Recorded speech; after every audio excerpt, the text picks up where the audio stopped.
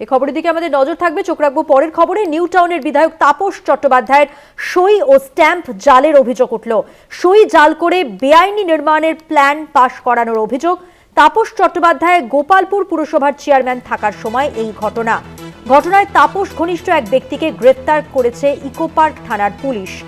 শাকিল মোস্তাক রয়েছেন প্রতিনিধি আমাদের সঙ্গে টেলিফোন লাইনে। শাকিল, এই যে ব্যক্তিকে গ্রেফতার করা হয়েছে, এই ব্যক্তির পরিচয় জানা গেছে? কি জানা যাচ্ছে এর সম্পর্কে?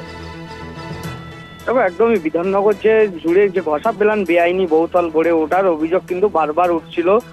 এরপরে কিন্তু কিছু ক্ষেত্রে বিধাননগর পৌর নিগমের তরফ থেকে কিন্তু ব্যবস্থা নেওয়া হয়েছিল। একাধিক বেআইনি নির্মাণকে নোটিশ দেওয়া হয়েছিল পৌর নিগমের পক্ষ থেকে।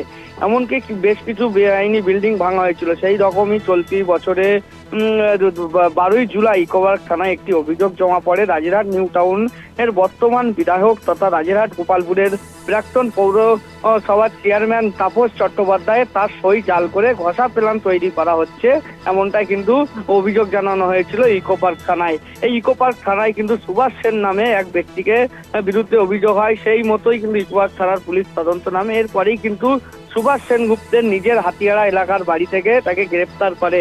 মূলত এই অভিযোগ করেন এক সেনাকর্মী পিন্টু নাথের থেকে 2,60,000 টাকা নিয়ে ঘষা প্ল্যান তৈরি করে দিয়েছিলেন তাপস চ্যাটার্জির সই জাল করে এই সুভাষ সেনগুপ্ত।